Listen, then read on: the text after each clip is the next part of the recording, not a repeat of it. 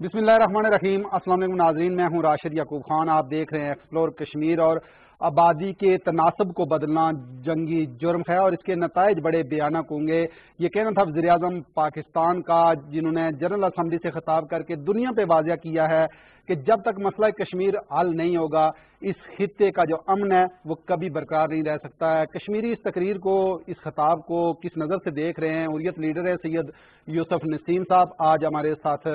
وہ موجود ہیں، ان سے بات کریں گے۔ یوسف نسیم صاحب کیا کہیں گے اس تقریر کا جو امپیکٹ ہے؟ دنیا سمجھ پائے گی کہ جو وزیر اعظم نے کہا ہے، جو خدشات انہوں نے بتائے ہیں کہ یہ جو خطہ ہے اس کا امن اس مسئلے سے جڑا ہوا ہے؟ بسم اللہ الرحمن الرحیم۔ آپ کا بہت شکریہ کہ اس نہایت ہی اہم موضوع پہ آپ نے مجھے گفتگو کرنے کو کہا۔ سب سے پہلے تو میں یہ عرض کروں کہ وزیر اعظم پاکستان کی تقریر نہ صرف کشمیریوں اور ریجن کے لیے تھی بلکہ عالمی امن کے لیے ایک اتنی خوبصورت تقریر تھی، شاید دنیا کا کوئی دوسرا لیڈر ان سارے موضوعات کو کور نہ کر سکے۔ صحیح بات ہے۔ آپ نے جو اللہ کی طرف سے، نیچر کی طرف سے جو پرابلمز ہیں جن میں کووڈ-19، اس میں پاکستان کی کامیاب پالیسیوں کو ریفر کیا۔ آپ نے افغانستان کے امن کی ضرورت کو دنیا پر اجاگر کیا کہ اس کے کیا فائدے ہو سکتے ہیں۔ آپ نے فلسطین کے مسئلے کو حل کرنے کی بات کی اور پھر آپ نے آپ کے کشمیر کو تفصیلاً بیان کیا،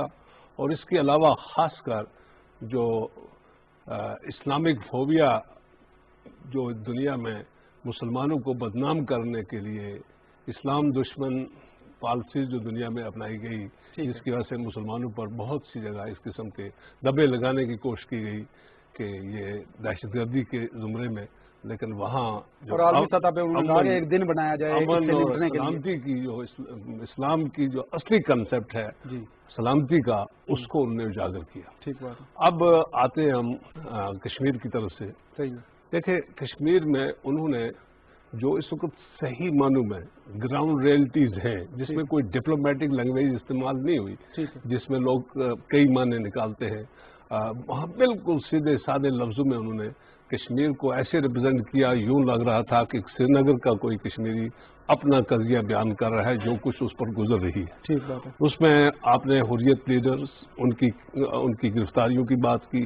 آپ نے حق خود ارادیت کی بات کی، جس کا وعدہ عالمی برادری نے کشمیریوں کے ساتھ کیا ہوا ہے، اور پاکستان اس پر سٹینڈ ہے کہ وہی حل کشمیریوں کو قابل قبول ہوگا جو یونائٹڈ نیشن کی ریزولوشنز میں یا اس کے روڈ میپ میں موجود ہے۔ لیکن ساتھ میں انہوں نے کہا کہ کشمیریوں کی مرضی کو بھی ترجیح دی جانی چاہیے۔ یعنی کسی جگہ کوئی ایسی گنجائش دنیا کے اوپر وزیر اعظم صاحب نے اپنی تقریر میں نہیں رکھی جہاں سے کوئی شک و شبہات یا پاکستان کی طرف سے مبنی برخلوص پالیسی سامنے نہ ہو۔ میں سمجھتا ہوں کہ یہ پاکستان کی فارن پالیسی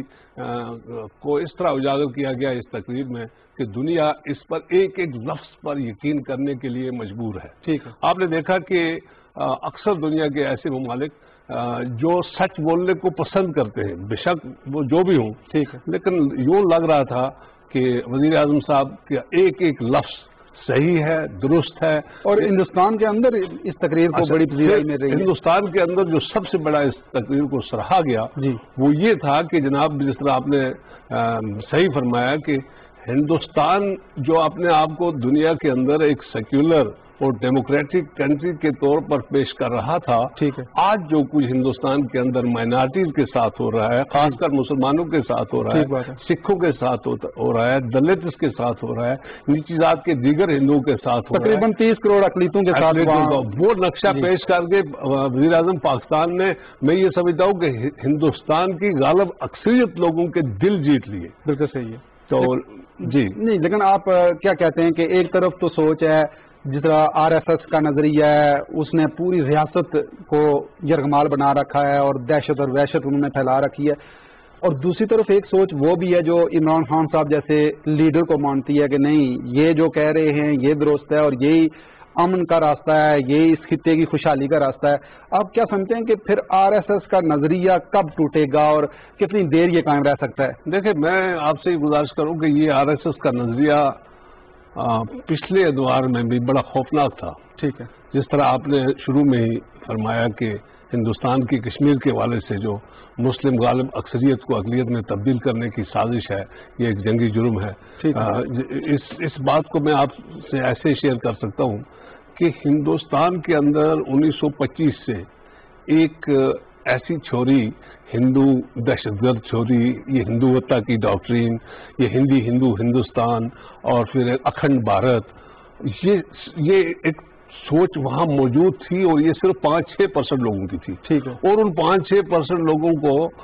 ریپرزینٹ کر رہی تھی RSS اور دیگر جو تنظیمیں، اور اس کا جو سب سے بڑا لیڈر تھا وہ آج کا نریندر مودی ہی ہے، جس نے بعد میں اس کو جوائن کیا. حالانکہ یہ سوچ اس سے پہلے تھی لیکن کوئی امپلیمنٹ نہیں کر سکا کیونکہ کانگریس کے بڑے مضبوط سیاسی ہاتھ تھے ہندوستان کے اندر، اور کانگریس کی یہ خواہش تھی کہ ہندوستان کو سیکولر بنایا جائے مائنس کشمیر. کانگریس کی پالیسی ہندوستان کے لیے اور دنیا کے لیے فارن پالیسی بڑی پاپولر تھی. لیکن جب دیکھا گیا کہ دیکھیں آپ، اندرا گاندھی کو قتل کیوں کیا گیا اور پھر اس طرح اس کے بیٹوں کو، راجیو گاندھی کو، ٹھیک ہے، یہ جو معاملات وہاں پیدا ہوئے، گاندھی جی کو قتل کیوں کیا گیا، تو یہ وہی سوچ تھی. اسی سوچ کے لوگ مختلف شکلوں میں سامنے آئے اور آج حکومت جب ان کے ہاتھ میں آ گئی، پوری ریاست کا یرغمال، تو اب انہوں نے پورے ہندوستان کو یرغمال بنا لیا. لیکن میں آپ سے یہ پوچھنا چاہوں گا کہ آبادی کے تناسب کی جس طرح ہم بات کر رہے ہیں کہ ان کو چھیڑا جا رہا ہے، ڈومیسائل وہاں جاری کیے جا رہے ہیں، 20-25 لاکھ لوگوں کو ڈومیسائل جاری کرنے کا جو انہوں نے کیا ہوا ہے، کیا کہتے ہیں کہ جموں میں تو ہندو اکثریت ہے، ان کا ری ایکشن کیا ہے؟ وہ کیا سمجھتے ہیں کہ یہ اس سسٹم کو وہ قبول کر رہے ہیں؟ نہیں، سب سے پہلے تو میں یہ سمجھتا ہوں کہ ایک تو یہ کہ ملٹری مائٹ اور ملٹری کی طاقت سے اور ملٹری کی موجودگی میں آپ جو مرضی کر لیں. آج آپ سری نگر میں دیکھیں، جموں میں دیکھیں، ہر گاؤں کے باہر ایک فوجی کھڑا ہے. کبھی وہ کووڈ-19 کے بہانے سے لاک ڈاؤن ہے اور کبھی کسی مجاہد کے نام سے کریک ڈاؤن ہے. یہ ظلم اور ستم اور فوج کی یہ جو وہاں پر ہے، یہ پچھلے 30 سالوں سے ہندوستان جنگ کر رہا ہے کشمیریوں کے ساتھ، اور یہ جنگ وہ اخلاقی طور جیت چکا ہے، ہار چکا ہے. کشمیری یہ جنگ جیت چکا ہے اس لیے کہ 30 سال میں ان کی 10 لاکھ فوج آپ کی اس پاپولر مبنی برحق تحریک آزادی کو کچل نہیں سکی. تو اب وہ سوچتا ہے کہ میں اب طاقت کے بل بوتے پر یہ چیزیں، جس طرح مسلم میجارٹی کو مائنارٹی میں چینج کرنا، یہ میں آپ سے عرض کروں 35A اور 370 جو اس نے ریموو کیا اپنی کانسٹیٹیوشن سے، بالکل وہ غیر قانونی اس لحاظ سے بھی ہے کہ آپ اپنی اسی آئین کا حصہ ہے کہ آپ 2/3 میجارٹی ان دا پارلیمنٹ کی رائے کے بغیر کوئی امینڈمنٹ آئین میں لا نہیں سکتے. دوسرا، پھر اگر کوئی قانون وہ لاتے بھی ہیں، امینڈمنٹ کرتے بھی ہیں، that can not be implemented in to state of Jammu and Kashmir due to article 370. تو لہذا انہوں نے پہلے ریاست جموں کشمیر کی سو کالڈ اسمبلی کو ختم کیا، وہاں گورنر راج لگایا، پوری وادی کو سیج کر کے پوری وادی کو سیج کیا. اس کے بعد اسٹیپ بائی اسٹیپ یہ آگے جاتے رہے، اور اس طرح اس وقت یہ کام جو اس وقت جس کے آپ نے تذکرہ فرمایا، جموں میں 1947 میں 5 ڈسٹرکٹس میں انہوں نے، جیسا آپ نے فرمایا جموں ہندو میجارٹی نہیں ہے، مسلم میجارٹی آج بھی ہے. وہ اس لیے کہ جموں کے 22 لاکھ مسلمان ہجرت کر کے اس وقت پاکستان کے مختلف شہروں میں آباد ہیں، جن کو مہاجرین مقبوضہ کشمیر، جموں کشمیر کہا جاتا ہے. اسی طرح اگر یہ لوگ، جب آپ کی رائے شماری ہوگی تو ان کو اس حق سے آپ محروم نہیں کر سکتے. تو لہذا یہ 22 لاکھ لوگ جب آپ جمع کرتے ہیں، پھر آپ پونچھ، راجوری، لیکن جو وہ آبادکاری کر رہے ہیں اس سے رائے شماری کیسے ہوگی؟ یقیناً دیکھیں، اگر وہاں 10 لاکھ فوج ہے اور فوج کی مدد سے وہ 20 لاکھ ہندوستانیوں کو، 50 لاکھ ہندوستانیوں کو وہ بسا لیں گے. بسائیں گے کہاں بسائیں گے؟ کشمیری تو زمین نہیں دیں گے. یہ تو ہر کشمیری کا وعدہ ہے کہ کوئی زمین بیچے گا نہیں. جب زمین بیچی نہیں تو ان کے پاس اتنی جگہ کہاں ہے؟ وہ ان کو ان کی کوشش ضرور ہے، اس میں دو رائے نہیں ہے. جس طرح آپ نے فرمایا کہ 35,000 بلکہ 1.5 لاکھ اپلیکیشن انہوں نے ریسیو کی ہے، جن میں 1,35,000 کو انڈورس کیا ہے، باقی کچھ کو ریجیکٹ بھی کیا نا، یہ دکھانے کے لیے. لیکن یہ سارا غیر قانونی ہے. یہ یونائٹڈ نیشن کی ریزولوشن کے خلاف ہے، یہ کشمیر کے ساتھ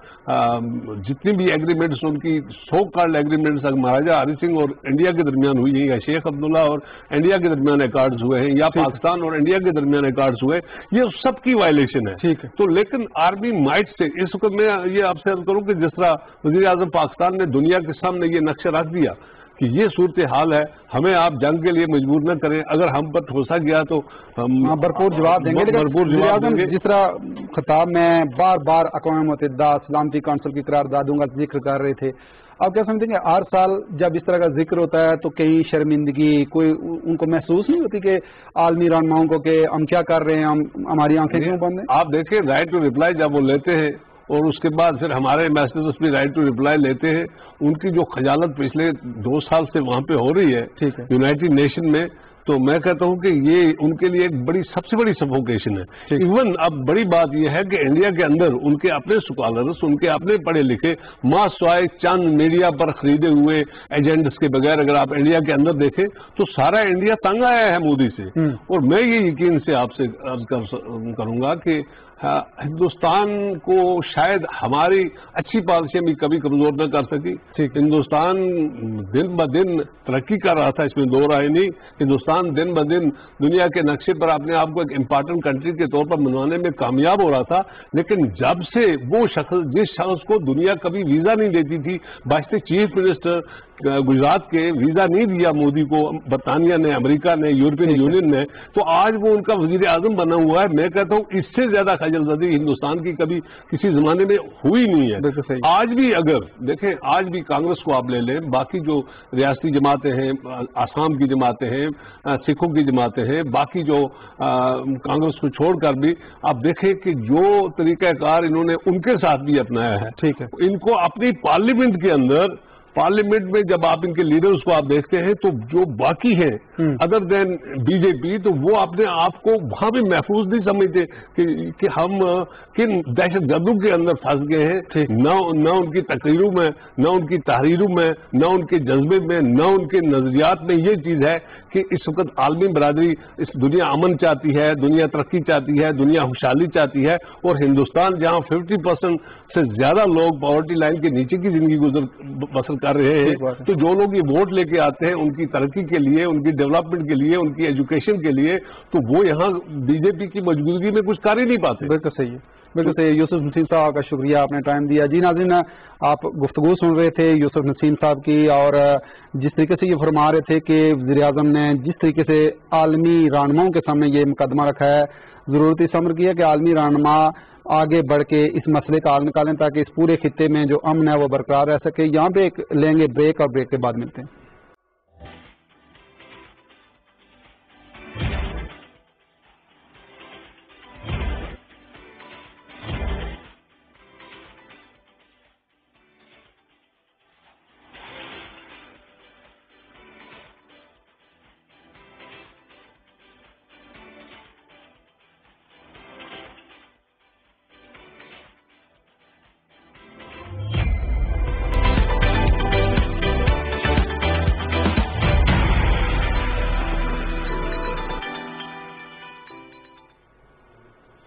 پروگرام میں دوبارہ خوش آمدید. اور بریک سے پہلے ہم بات کر رہے تھے وزیر اعظم پاکستان نے جو تقریر کی ہے اس کا امپیکٹ کیا پڑ رہا ہے دنیا پہ، اور عالمی میڈیا کے حوالے سے آپ بات کریں گے. عامر محبوب صاحب ہمارے ساتھ موجود ہیں، سینئر تجزیہ کار ہیں، چیف ایڈیٹر ہے روزنامہ جموں کشمیر کے، ایک بڑا پیپر آزاد کشمیر کا یہ چلا رہے ہیں. ان سے بات کریں گے. کیا کہیں گے عامر محبوب صاحب کہ عالمی میڈیا میں وہ سپیس مل رہا ہے جو ملنا چاہیے کشمیر کے حوالے سے، جو ظلم ہے، بربریت ہے، وہاں قتل عام کیا جا رہا ہے نوجوانوں کا؟ راشد صاحب دیکھیں، اس میں ایک تو یہ پہلے عالمی میڈیا کا، میں یہ سمجھتا ہوں کہ عالمی میڈیا کا کردار جو ہے وہ انتہائی نامناسب ہے. ٹھیک ہے. اور بالکل جو ہے وہ جس طرح کا انڈیا مظالم کر رہا ہے اور کشمیریوں کا بنیادی حق خود ارادیت اس نے سلب کیا ہوا ہے پچھلے 75 سال سے، تو عالمی میڈیا کی طرف، عالمی میڈیا کی جو توجہ ہے انڈیا کی طرف اس طرح نہیں ہے، انڈیا کے مظالم کی اس طرح نہیں ہے. اس سے زیادہ افسوسناک بات یہ ہے کہ ایک جو اسلامک بلاک کا میڈیا ہے، ٹھیک ہے، اس کی ایک توجہ کی درکار تھی کشمیریوں کو، وہ بھی نہیں ہو سکا. اور سب سے زیادہ افسوسناک بات یہ ہے کہ یہ جو پاکستان کا پرائیویٹ میڈیا ہے یا پرائیویٹ ٹی وی چینلز ہیں، ٹھیک ہے، ان کا کردار تو شرمناک حد تک ہم کشمیری سمجھتے ہیں کہ ہمارے لیے حیران کن ہے. ٹھیک ہے. تو تھوڑا سا بہتر کرنے کی ضرورت ہے, حکمت عملی بہتر کرنے کی ضرورت ہے. اگر ہمارا جو نیشنل میڈیا ہے وہ اس کو اجاگر کرے گا, ایک جو ہے وہ ایک مخصوص ٹائم جو ہے وہ کشمیر کے ایشو کو دے گا, اور جس طرح کی ذمہ داری کا مظاہرہ پاکستان کی عوام کشمیریوں کے حوالے سے رکھتی ہیں, جس طرح پاکستانی عوام کا نیشنل کنسنسس ہے کشمیر کے اوپر, اگر اس طرح میڈیا اپنا رول پلے کرے, اس کے بعد اسلامک بلاک کا میڈیا رول پلے کرے, تو ڈیفینیٹ جو ہے انٹرنیشنل میڈیا کے اوپر اثرات پڑیں گے, اور انہیں وہ مظالم بھی نظر آئیں گے جو انڈیا کر رہا ہے. جیسے پاکستان کے یا دنیا میں کسی اور اسلامک ملک میں کوئی چھوٹا سا واقعہ ہو جائے تو اسے اس طرح ایکسپلائٹ کیا جاتا ہے. تو میں سمجھتا ہوں کہ اس طرف توجہ دینے کی ضرورت ہے. اور جیسے پاکستان کے جو پرائیویٹ ٹی وی چینلز ہیں انہیں چاہیے کہ بجلی کے ایشوز اور چھوٹے چھوٹے ایشوز کے بجائے اس ایشو کے اوپر بھی اسی طرح توجہ دیں اور اسے بھی بریکنگ نیوز بنائیں. اس کو بھی توجہ دینی چاہیے. لیکن آپ کیا سمجھتے ہیں کہ جس طریقے سے D G I S P R نے سفارتکاروں کا دورہ بھی کروایا ہے لائن آف کنٹرول پہ, بھارتی جو جارحیت کا وہاں لوگ شکار ہیں, پوری دنیا کو دکھایا ہے کہ یہ ہے وہ ظلم کا, بربریت کا اصلی جو مکرو چہرہ ہے ہندوستان کا, آپ کیا یہ نہیں سمجھتے کہ جو ہم سوشل میڈیا استعمال کرتے ہیں, سوشل میڈیا کے ذریعے ایسے ہم سفارتکاروں تک ہم اپنی آواز پہنچا سکیں, یونیورسٹی کی سطح پہ نوجوانوں کو انوالو کر کے؟ دیکھیں, سوشل میڈیا کا جو استعمال ہے وہ کشمیری کر رہے ہیں, ٹھیک ہے, اس میں بھی ہمیں کسی حکومت کی طرف سے یا کسی پرائیویٹ سیکٹر کی طرف سے نہیں ہے. اب مسئلہ کشمیر کے دو پہلو ہیں. ٹھیک ہے, ایک پہلو جس کی طرف آپ نے ذکر کیا آئی ایس پی آر یا پاک فوج جو ہے وہ کر رہی ہے. دوسرا اگر آپ میڈیا میں بات کرتے ہیں صرف یہ لگتا ہے پی ٹی وی کا مسئلہ ہے, ٹھیک ہے, اور ادھر یہ لگتا ہے فوج کا مسئلہ ہے. ٹھیک ہے, ہم یہ کہتے ہیں کہ یہ قوم کا مسئلہ ہے, ٹھیک ہے, اور اسے جتنی توجہ کی ضرورت ہے اتنی توجہ دی جانی چاہیے. یہ تو ایک ہوا, آئی ایس پی آر نے 24 سے زیادہ ممالک کے سفارتکار جو ہیں انہیں وہ لائن آف کنٹرول پہ لے کے گئے, اور ادھر جو ہے وہ ساری چیزیں انہیں دکھائیں, اور کسی حد تک میں سمجھتا ہوں کہ جن ممالک کے سفیر گئے ہیں ان کی آنکھیں بھی کھلی, اور ان کے جو تاثرات سامنے آئے ہیں, جو انہوں نے بعد میں پیغامات دیے ہیں, اسے لگتا ہے کہ اس میں بہتری ہے. میں سمجھتا ہوں کہ اسے تسلسل کے ساتھ کرنے کی ضرورت ہے. جیسے ہم ہمیشہ سے کہتے ہیں کہ کشمیریوں کے لیے صرف 5 فروری کا یوم یکجہتی کشمیر کا دن نہ رکھیں یا 5 اگست کا دن نہ رکھیں. آپ جو ہے ہر دن کو جب ہم یوم یکجہتی کشمیر کے طور پہ منائیں گے تو پھر مسئلہ کشمیر کے اوپر وہ اثرات مرتب ہوں گے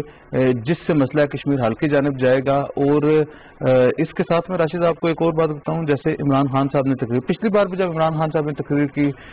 جنرل اسمبلی میں تو بہت ہی اعلیٰ قسم کی تقریر کی, اور اس وقت بھی انہوں نے امت مسلمہ کے حوالے سے اور کشمیر کے حوالے سے جس قدر کہا جا سکتا تھا ایک عالمی فورم کے اوپر. گزشتہ روز بھی جب وزیر اعظم پاکستان نے تقریر کی تو انہوں نے کشمیر کے حوالے سے ایک سالڈ موقف کے ساتھ بات کی, اور اسی طرح امت مسلمہ اور اپنے پرافٹ کے حوالے سے بھی دنیا کے اوپر واضح کر دیا. لیکن اس کے بعد بھی کچھ ہے, اور اس کے بعد جو مقاصد حاصل کرنے چاہیے تھے گزشتہ تقریر سے بھی ہم نہیں حاصل کر سکے. میں امید رکھتا ہوں کہ اس تقریر کے بعد ہمیں ان مقاصد کی طرف جانا چاہیے جو عمران خان صاحب کی تقریر سے ہمیں حاصل کرنا چاہیے. بالکل صحیح ہے. لیکن آپ کیا سمجھتے ہیں کہ اقوام متحدہ یا عالمی رہنما اس طرح توجہ دیں گے جو وزیر اعظم نے نشاندہی کی ہے؟ دیکھیں, انہیں توجہ دینی پڑے گی. توجہ دینے کے لیے میں یہ کہہ رہا ہوں کہ ایک تو یہ بات ہے کہ آپ نے تقریر کر لی, ٹھیک ہے, اس کے بعد جو ہے آپ کی وزارت خارجہ ہے, آپ کی وزارت خارجہ کی ٹیم ہے, اسے مؤثر انداز کے ساتھ مسئلہ کشمیر کے اوپر ایک گروپ جو ہے اسے مسئلہ کشمیر اجاگر کرنے کے لیے عمران خان کی سپیچ کے ساتھ چلنا چاہیے, اور دوسرے کو جو ان کے مذہبی ایشو ہیں, جو اسلامک فوبیا ہے, جو اسلام کے ساتھ دنیا ہے, اس کے اوپر بھی میں سمجھتا ہوں وزارت خارجہ کو کام کرنا چاہیے. اور جب ان دونوں ایشو پہ کام کریں گے تو انشاءاللہ آپ کو اسلامک بلاک سے بھی سپورٹ ملے گی, اور دنیا میں اظہار رائے کے حوالے سے جو ایک عجیب و غریب قسم کا ابہام ہے کہ آپ جو ہے کسی بھی مذہب کے کسی بھی پرافٹ کے اوپر جو مرضی لکھتے پڑے, جس طرح مرضی کے حاکم بنانے پھرے, اس سے بھی اجتناب ہوگا. دنیا کو یہ بات سمجھ آئے گی کہ مسلمان جو ہیں حضور پاک صلی اللہ علیہ وسلم کے حوالے سے کتنے سینسٹیو ہیں. بالکل صحیح ہے. لیکن کشمیر کے اندر جو صورتحال چل رہی ہے کہ آپ دیکھیں گے 2 دن پہلے جو ایک وکیل صاحب قادری صاحب ہیں ان کو شہید کیا گیا ہے, اور جس طریقے سے بھیانک چہرہ ہندوستان کا سامنے آ رہا ہے کہ نوجوانوں کو قتل کیا جا رہا ہے, چھوٹے چھوٹے بچے اپنے والد کی ڈیڈ باڈی دیکھتے ہیں, روتے ہیں, تڑپتے ہیں, اور ہر پاکستانی کا ہر مطلب انسان افسردہ ہے ان واقعات کے حوالے سے. تو کیا آپ کہتے ہیں، کیا مطالبہ کریں گے عالمی دنیا سے؟ ایک تو یہ بات ہے کہ بابر علی قادری صاحب کا بڑا دکھ ہے، وہ بڑے ہی لاجواب قسم کے اسپوکس مین تھے، اور انڈیا کے ماحول میں انڈین ٹی وی چینل پہ جس انداز سے انہوں نے مسئلہ کشمیر کو اجاگر کیا، جس انداز سے انہوں نے بنیادی انسانی حقوق کو اجاگر کیا، اور جس انداز سے انہوں نے بھارتی مظالم کی نشاندہی کی، اس کے ساتھ ساتھ ان کا ایک اور طرح امتیاز تھا کہ وہ جتنے لوگ جیلوں میں تھے ٹھیک ہے وہ ان کے لیے کام کرتے تھے۔ جس بے دردی کے ساتھ انہیں قتل کیا گیا، اور جو بات ان کے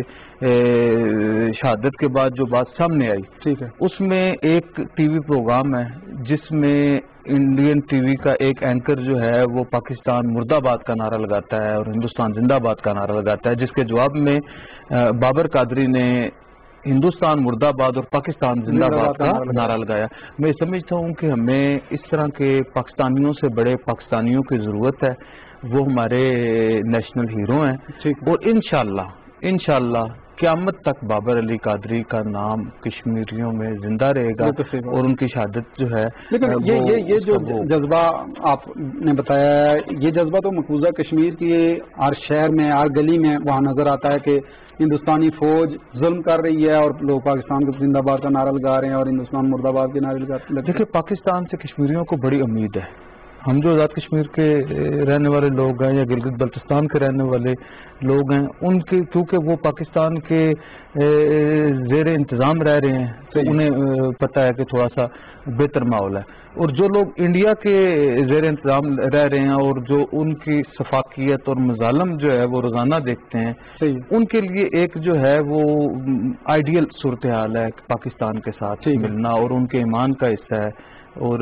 وہ پاکستان سے جو رشتہ ہے وہ لا الہ الا اللہ محمد رسول اللہ صلی اللہ علیہ وسلم کی بنیاد پہ وہ رکھے ہوئے ہیں۔ تو میرا خیال ہے کہ ہمیں ان لوگوں کی امیدوں کے اوپر بھی دیکھنا چاہیے،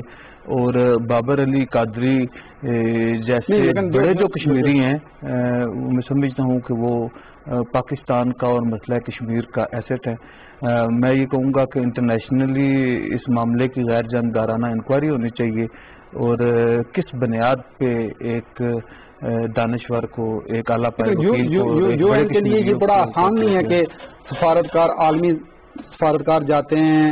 آزاد کشمیر کی طرف لائن آف کنٹرول پہ تو آزادانہ جاتے ہیں، جبکہ